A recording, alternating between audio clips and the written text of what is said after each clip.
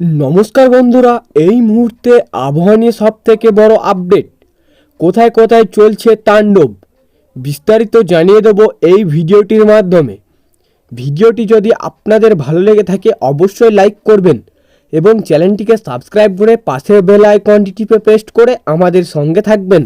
বর্ষবরণের মুহূর্তে বাংলার আকাশে ভিন্ন ভিন্ন রূপ।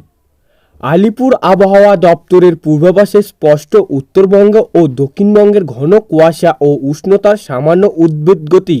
নতুন বছরের শুরুতেই তার আবহাওয়া ইউটার্ন। উত্তরবঙ্গের পার্বত্য এলাকায় বর্ষা বরণে হতে পারে তুষারশান্নে। দার্জিলিং সহ উচ্চ পাহাড়ি অঞ্চলে 1 জানুয়ারি থেকে 2 জানুয়ারির মধ্যে বৃষ্টি ও তুষারপাতের সম্ভাবনা রয়েছে।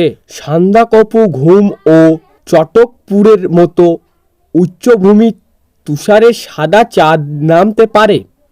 দিনের তাপমাত্রা স্বাভাবিকের নিচে থাকলেও রাতের পারদ কিছুটা বাড়তে পারে। পাশাপাশি দার্জিলিং, কালিম্পং ও আলিপুরদুয়ার জেলায় হালকা থেকে মাঝারি বৃষ্টির সম্ভাবনা রয়েছে। অন্যদিকে পশ্চিমা ঝঞ্ঝার প্রভাবে উত্তরের হাওয়া সাময়িক বাধা পড়েছে। দক্ষিণবঙ্গে বইবে দক্ষিণা বাতাস, ফলে শীতের তীব্রতা কিছুটা কমে সর্বনিম্ন তাপমাত্রা বাড়বে।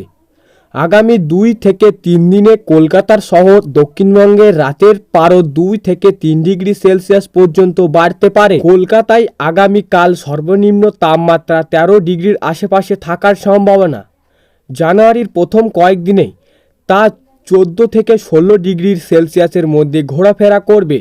তবে উষ্ণতার সঙ্গে পাল্লা দিয়ে বাড়বে কুয়াশার দাপট।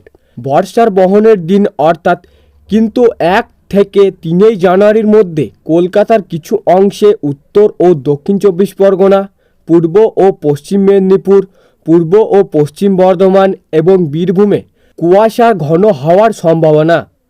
নতুন বছরের প্রথম দিন বীরভূম, পশ্চিম বর্ধমান, পূর্ব মেদিনীপুর ও ঝাড়গ্রামে কুয়াশা ঘন বেশি থাকতে পারে। অন্যান্য জেলাতেও হালকা থেকে মাঝারি কুয়াশা দেখা যেতে পারে। উত্তরবঙ্গের জেলাগুলির জন্য জারি হয়েছে বিশেষ সতর্কতা। দার্জিলিং, আলিপুরদুয়ার, মালদা ও উত্তর দক্ষিণ দিনাজপুর কিছু অংশে কুয়াশার ঘনত্ব এতটাই বাড়তে পারে যে দৃশ্যমানতা নেমে আসতে পারে মাত্র 50 মিটারে।